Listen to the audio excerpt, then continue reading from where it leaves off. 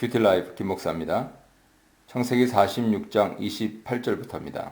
이 문단에서는 구별된 땅 고센, 바로에게 축복하는 야곱, 자기 인생에 대한 야곱의 평가에 대해서 묵상해 보시기 바랍니다. 먼저 28절로 34절입니다. 야곱은 유다를 요셉에게 앞서 보내서 자신들이 가야 할 길을 안내하게 합니다. 유다가 아버지 전령자로서 실제적 장자 역할을 하는 것이죠. 야곱이 그를 발탁한 이유는 유다가 가족들이 생존하고 다시 만나기 위한 과정에서 위기 봉착 때마다 감동적인 발언을 함으로써 문제를 해결했기 때문입니다. 이제 온 가족의 상봉을 눈앞에 두고 야곱은 위기 해결사 역할을 했던 유다를 보냈던 것이죠. 야곱 일행은 요셉의 도움으로 마침내 고센 땅에 도착합니다. 요셉은 위용 있는 수레를 타고 고센으로 올라와서 그의 아버지 이스라엘을 맞이합니다. 서로 만나자 목을 끌어안고 옵니다. 야곱과 에서가 20년 만에 상봉하는 장면을 연상하실 수 있죠. 야곱, 에서는 형제 만남이지만 이제 부자가 23년 만에 만나서 감격의 눈물을 흘리고 있습니다. 이스라엘이 요셉에게 말합니다. 내가 지금 죽어도 좋다. 이유는 살아있는 요셉을 보았기 때문이지요. 요셉이 죽은 줄 알고 극도의 슬픔 가운데 빠졌던 야곱. 그래서 오직 죽고자 하노라 했던 야곱이 이젠 죽을 수 있다로 바뀌어 있습니다. 요셉은 자신의 아버지 가족들을 만나서 그들이 고센 땅에 정착해 안전히 살 수 있는 그러한 방안을 마련합니다. 형들과 그의 아버지 집안 모든 사람들에게 파라오에게 가서 가족들의 도착 소식을 알릴 테니 그를 아련하고 직업이 목축하는 사람들이라 양, 소 모든 소유를 이끌고 이집트로 들어왔다. 그렇게 대답하라고 합니다. 요셉은 가족들에게 우리나 조상들이 모두 어렸을 때부터 목축하는 사람이었다. 이렇게 대답을 하라고 하는데 그러면 고센 땅에 살 수 있을 것이라고 합니다. 이유는 모든 목자들이 이집트 사람들에게 가증함이 되기 때문이라고 덧붙입니다. 요셉은 자신의 아버지 가족들을 목축이라는 직업을 통해 고센 땅에 머물러 있도록 했습니다. 왜 그랬을까요? 바로 이집트 사람과 구별되어 살도록 하려는 그러한 목적이었죠.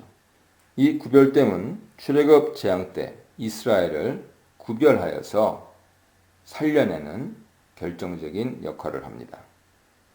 47장 1절로 10절입니다. 요셉은 파라오에게 자신의 아버지 형제들 양소를 비롯한 모든 소유가 가나안 땅으로 와서 지금 고센 땅에 있다고 말합니다. 자신의 형들 가운데 5명을 뽑아서 파라오를 아련하게 했습니다. 5이라고 하는 숫자는 10명 중 절반인데요. 형들에게 파라오가 생업이 뭐냐고 묻자 요셉이 일러준 대로 선조부터 목자라고 했습니다. 가나안 땅에 기근이 심해서 양떼를 칠 수 없어서 이집트에 거류하기 위해 왔으니 고센 땅에 살게 해달라고 부탁했습니다. 파라오는 요셉에게 응답합니다. 이집트 땅이 요셉에게 있으니 그를 찾아온 아버지와 형제들을 좋은 곳에 살게 하되 고센 땅에 살도록 하라고 말합니다. 그러면서 능력 있고 지혜로운 자가 있다면 자기 가축 관리자가 되도록 하라고 지시합니다. 파라오는 형제들의 요청을 들어주면서 자신의 요구사항도 함께 전달하고 있습니다. 요셉은 다음으로 아버지 야곱을 소개합니다. 야곱은 파라오 앞에 서서 그를 축복하지요. 파라오가 나이를 묻자 야곱은 나그네 길 세월이 130년이고 조상 길에는 못 미치지만 험악했다라고 말합니다. 야곱의 삶은 실제로 험악했습니다. 태어나기 전부터 형으로부터 섬김을 받으리라는 약속을 받고 아버지 이삭으로부터 장자의 축복을 받았지만 이 때문에 고향 땅을 떠나야 했고 오랜 세월 기다린 끝에 자신이 사랑하는 라헬을 아내로 맞이할 수 있었습니다.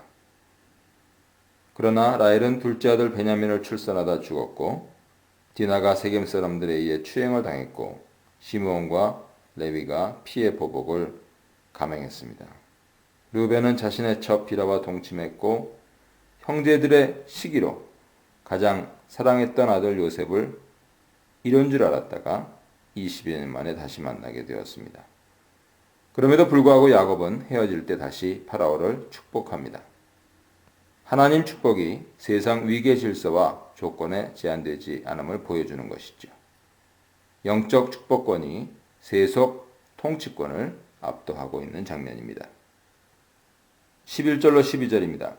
요셉은 파라오 명령대로 자신의 아버지 형제들에게 거주할 것을 제공합니다. 이집트의 좋은 땅 람셋이었습니다. 람셋은 야곱 이스라엘 가족의 아홉자로서 주어집니다. 요셉 형제들이 이집트에 거류하러 왔다 그렇게 표현했습니다. 야곱은 자신의 삶이 나그네 즉 거류민의 삶이라고 표현했습니다. 그들은 람셋을 소유지가 아니고 거주권을 가진 곳으로 제공받습니다. 이집트는 그들이 영구 거주할 곳은 아니었습니다. 고센과 람셋은 같은 곳으로 보이고요. 출애굽기에 가보면 람셋은 비돔과 함께 이스라엘 민족이 이집트에서 강제 노동하던 것이고 출애굽의 출발지가 되지요. 야곱의 가족사는 이스라엘 민족사, 나아가 출애굽 역사와 직결됩니다. 요셉은 아버지 가족들에게 먹을 것을 제공하지요. 삶의 터전, 그들이 생존할 수 있는 양식을 제공하고 있습니다. 아버지 야곱을 만남으로 가족과의 화해를 이룬 요셉은 여기에서 그치지 않고 그들이 이집트에서 안전하게 살 수 있도록 돌봅니다. 요셉 이야기의 중심 주제는 바로 이 화해와 돌봄입니다. 이 문단에서는 애굽을 살리는 요셉, 자연재해 앞에서 무기력한 인간에 대해서 묵상해 보시기 바랍니다. 13절로 20절입니다.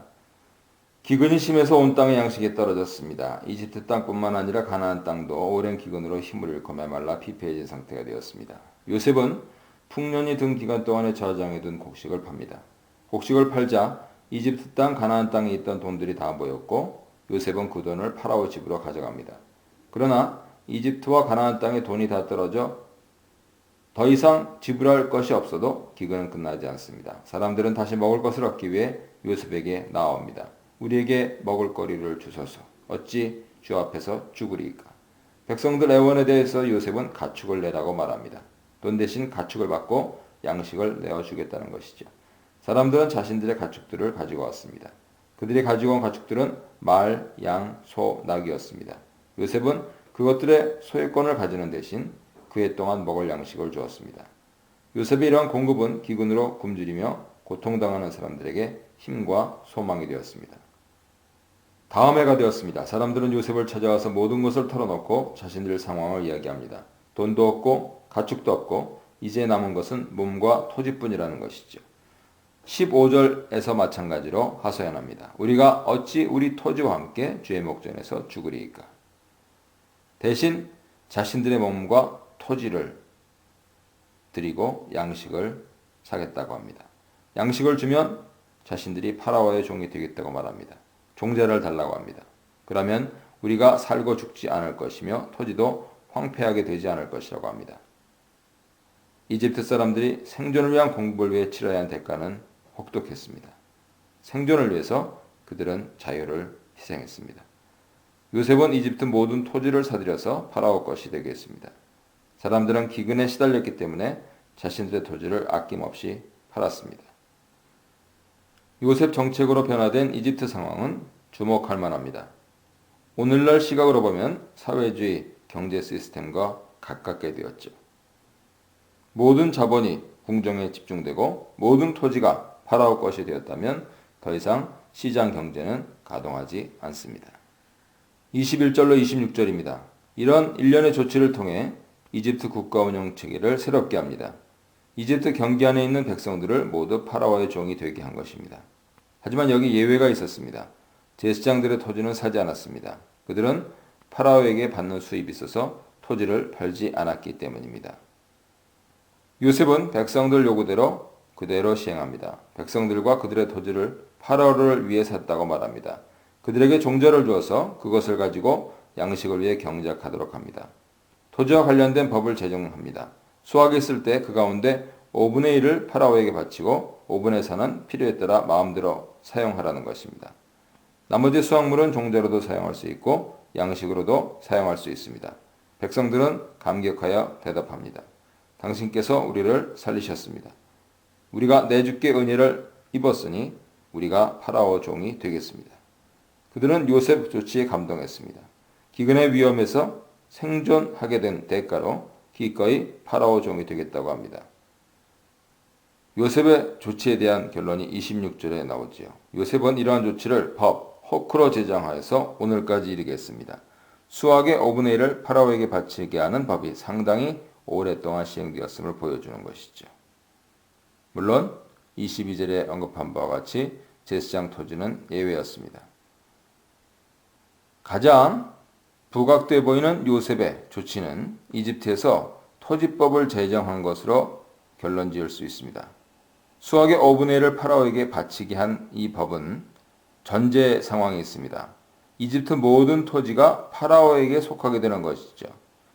생존의 대가로 자신들의 재산과 자유를 희생해서 그들은 종살이의 집으로서 이집트에 살게 되었던 것이죠.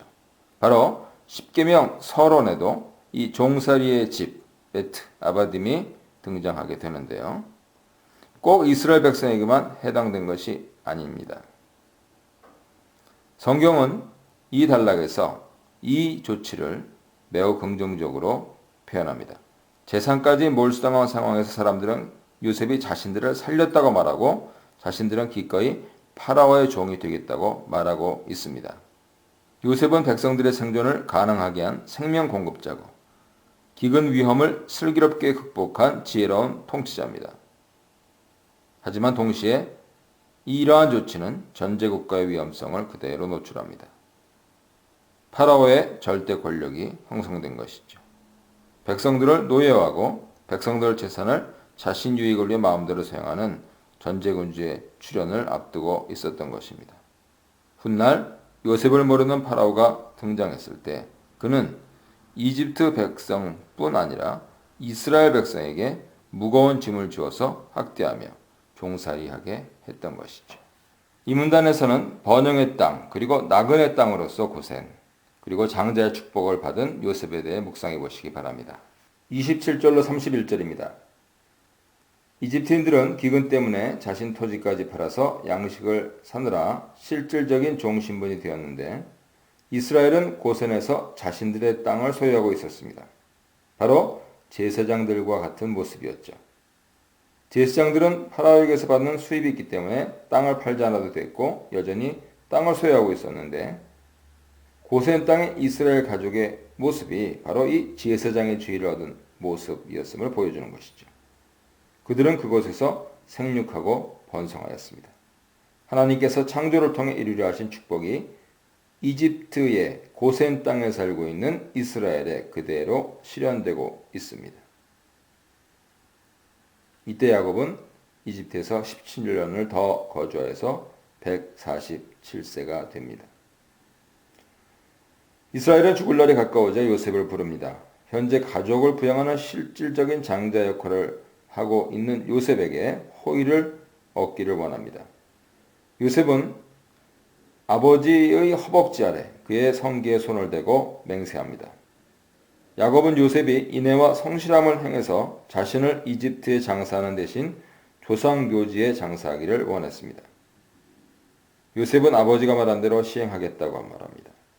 이러한 이스라엘의 요청에서 이스라엘에 대한 이집트의 의미가 다시 한번 부각됩니다. 이집트는 일시적인 피난처지 영원한 고향은 아닙니다. 요셉이 야곱의 말에 대해 맹세하자 야곱은 침상머리에서 경배합니다. 자신의 요청이 받아들여진 것에 대한 감사 표시가 되겠습니다. 48장 1절 7절입니다. 이 일 후에 라는 말로 시작되는데요. 새로운 시작을 알리고 있죠. 아버지가 편치 않으시다는 소식을 듣고 요셉은 두 아들과 함께 아버지를 찾아옵니다. 야곱은 구약 성경에서 병들었다고 기술된 첫 번째 사람입니다. 야곱에게 요셉이 왔다 하는 소식이 알려지고요. 이스라엘은 온 힘을 다해서 몸을 일으켜 침상에 앉습니다. 히브리어 본문에는 3절의 주어가 야곱으로 되어 있습니다. 야곱이 요셉에게 과거 루스에서 있었던 하나님 축복 이야기를 합니다. 엘샤다이, 전능하신 하나님께서 자신에게 나타나셔서 어떤 약속을 주셨는지 소개합니다. 내가 너로 생육하고 번성하여 내게서 많은 백성이 나게 하고 내가 이 땅을 네 후손에게 주어 영원한 소유가 되게 하리라. 이러한 자손과 땅에 대한 약속은 루스에서 2번 주어졌습니다. 이어서 야곱 이스라엘은 특별한 행동을 합니다. 요셉의 아들들을 자신 아들로 삼은 것이죠. 야곱은 에브라임과 므낫세를 자신의 아들로 삼으면서 르우벤과 시므온처럼 이란 비유법을 사용합니다. 르우벤과 시몬이 언급된 것은 12아들 가운데 마지와 둘째였기 때문이죠. 에브라임과 므낫세는 야곱 이스라엘의 12아들의 반열에 오릅니다. 이런 행동에는 2가지 중요한 의미가 들어있습니다. 첫째, 끊어졌던 조상들에 대한 축복 연결이 요셉의 아들로 이어지게 하고요. 요셉은 2 아들의 이름을 통해서 이집트 땅에서 번성하여 새로운 삶을 살게 하신 하나님께 감사하고 있습니다. 이 새로운 삶은 과거 조상들에게 주신 축복과 약속의 단절을 함축할 수 있죠. 하지만 이스라엘은 그러한 요셉의 아들들을 자신의 아들들로 삼음으로써 축복이 연결되어 그들에게 이어지게 합니다. 둘째로 요셉 2 아들이 야곱 아들이 되는 것은 장자권이 요셉에게 있음을 의미합니다. 신명기 21장 17절에 보면 장자에게는 2배의 몫을 주었습니다. 요셉의 2 아들이 야곱의 2 아들이 되어서 12아들이 일원이 된다면 요셉은 2배의 몫을 받게 되는 것이죠. 즉 장자의 특권을 인정받는 것입니다.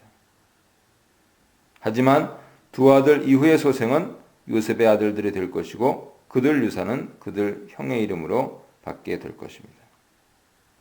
야곱은 라헬의 죽음을 언급합니다. 그녀는 에브라세 노중에서 죽었지요. 어떤 분들은 라헬 무덤이 라마 가까이 있다 이렇게 말하기도 하는데요. 전통적으로 에브랏, 베들레헴으로 생각되고 있습니다. 왜 여기서 라헬 죽음에 대한 이야기가 나올까 하는 점이 궁금한 건데요.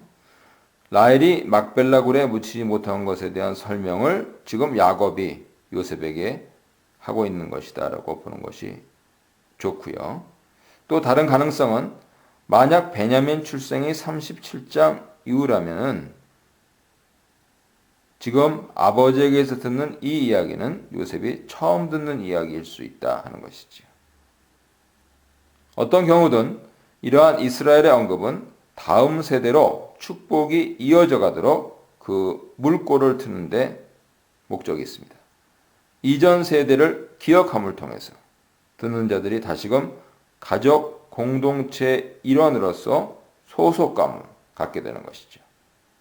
remembering 함으로써 membering이 일어나고 있는 것입니다.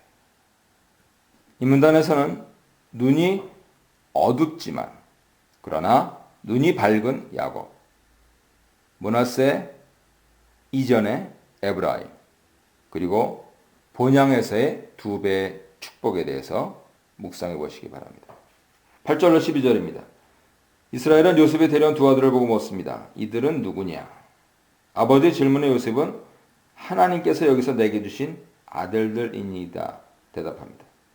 아버지 이스라엘은 그들을 축복하고자 데리고 앞으로 나오도록 했습니다. 이스라엘이 요셉 아들들을 잘 알아보지 못합니다. 바로 압달락에서 요셉의 2 아들을 르우벤과 시므온처럼 자신의 아들로 삼는 모습을 보여주. 나이가 많은 야곱은 이제 인지 능력도 떨어져 있죠. 몇 분 상황을 잊어버리는 알츠하이머 노인처럼 이스라엘도 얼마 전까지 경험했던 일을 기억하지 못하고 요셉 2 아들을 처음 본 사람처럼 대할 수 있습니다. 나아가 나이가 많아 잘 볼 수 없었습니다. 요셉이 2 아들을 아버지에게로 가까이 데리고 가자 이스라엘은 그들에게 입맞추고 껴안아줍니다. 축복하기 전에 몸짓을 통해서 그들을 향한 아낌없는 사랑과 호의를 보여주지요. 내가 내 얼굴을 보리라고 생각하지 못하였더니 하나님이 내게 네 자손까지 보게 하셨다. 요셉이 자신의 아들들을 하나님이 주신 것이라고 말한 것처럼 이스라엘도 자신이 요셉과 그의 자손들을 보게 하신 것은 하나님이시라 고백합니다. 갑작스럽게 요셉이 개입합니다. 두 아들을 아버지 무릎 사이에서 물러나게 하고 아버지께 땅에 엎드려 절합니다. 이러한 행동은 그의 꿈과 관련지어 이해할 수 있습니다. 그의 꿈에서는 형제뿐 아니라 부모까지도 그에게 절하죠. 실제로 요셉의 아버지 이스라엘은 요셉에게 절한 것으로 보일 수 있습니다. 하지만 요셉은 아버지께 절함으로써 자신의 꿈을 수정합니다. 요셉은 이제 이집트 제2인자 통치자로서 아버지 앞에 서 있지 않습니다.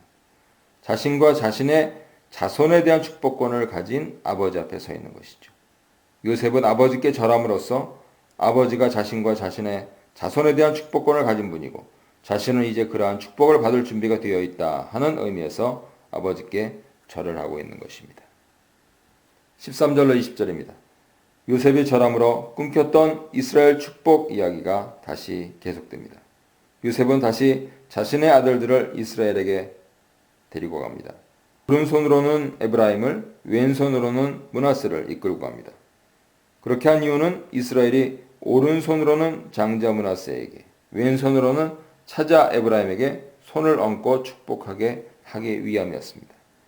하지만 이스라엘은 오른손을 펴서 차자 에브라임 머리에 손을 얹고 왼손을 펴서 장자 므낫세 머리에 얹습니다. 팔을 엇바꾸어서 요셉 아들들 머리에 얹은 것이죠. 이스라엘은 축복합니다. 그런데 15절에서는 요셉을 축복했다고 말합니다. 이스라엘의 손은 요셉의 두 아들 머리 위에 있지만 그의 축복은 요셉을 향한 것이죠. 이스라엘의 축복이 요셉과 그의 두 아들을 동시에 향하고 있는 것이죠. 이스라엘의 축복은 하나님에 대한 세 가지 진술, 세 가지 축복 내용으로 구성되어 있습니다. 먼저 하나님에 대한 세 진술을 통해 복을 주시는 하나님이 어떤 분이신지 분명히 합니다. 하나님은 첫째 조상들이 섬기던 하나님입니다. 조상들이 그 앞에서 행하던 하나님이십니다. 아브라함, 이삭, 그분 앞에서 행하였고 동행하고 섬겼던 분입니다. 두 번째는 나의 출생으로부터 지금까지 나를 기르신 하나님이십니다. 이스라엘의 복을 주실 것으로 기대하는 하나님은 자신을 목자처럼 돌보시고 지켜주신 하나님이시죠. 세 번째는 하나님 대신 사자가 등장합니다. 모든 환난에서 나를 건지신 분입니다. 이 사자는 하나님의 심부름꾼으로서 하나님 자신과 불가분 관계에 있습니다. 하나님에 대한 진술에 이어서 세 축복을 말합니다. 첫째로 이 아이들에게 복을 주시리라. 바라크입니다. 단순한 수적 번성을 말하는 것이 아니고 전 생애 동안 하나님 동행하시는 것을 말합니다. 둘째로 그들 안에서 조상들의 이름이 불릴 것이라는 것입니다. 자신의 이름과 자기 조상 아브라함과 이삭의 이름이 이 자손들의 삶에서 드러나고 인정되며 선포될 것을 말하고 있는 것이죠. 조상들의 영광스러운 삶이 대대로 이어질 것을 축복하고 있는 것입니다. 셋째로 이들이 세상에서 번식하는 것입니다. 무수한 물고기떼처럼 그들 후손이 번성하기를 바라는 축복이지요. 요셉은 의도와는 달리 아버지 이스라엘 손이 뒤바뀌어 있음을 보고 옮기려 합니다. 이스라엘은 거부합니다. 의도적으로 손을 바꾸어 장자와 차자를 동시에 축복합니다. 장자와 차자가 뒤바뀌는 것은 축복 내용이 아니라 손을 어긋맞게 얹은 그의 몸짓에 있습니다. 장자와 차자가 모두 민족을 이루고 크게 될 것이지만 차자가 장자보다 크게 될 것이라 합니다. 이스라엘은 다시 한번 축복의 말을 덧붙입니다. 요셉 두 아들 모두에게 해당하는 축복이지요. 장차 사람들이 말하기를 너를 통해 너와 함께 내 안에서 이스라엘이 축복하여 이르길 이라고 말하며 하나님이 내게 에브라임 같고 므낫세 같게 하시리라 할 것이라 축복합니다. 에브라임과 므낫세는 축복의 모범자로서 묘사되고 있습니다. 에브라임과 므낫세처럼 너도 복을 받을 것이라는 내용이죠. 너는 1차적으로 요셉입니다. 마지막으로 이스라엘은 요셉에게 자신의 죽음에 대해 말하면서 출애굽을 언급합니다. 너희는 1차적으로 요셉과 요셉 후손인데 나아가 이스라엘 민족 전체를 가리킵니다. 이스라엘은 이집트 거류를 넘어서서 장차 출애굽에 대한 그러한 전망을 보여줍니다. 요셉은 장자로서 형제들보다 한 몫을 더 받습니다.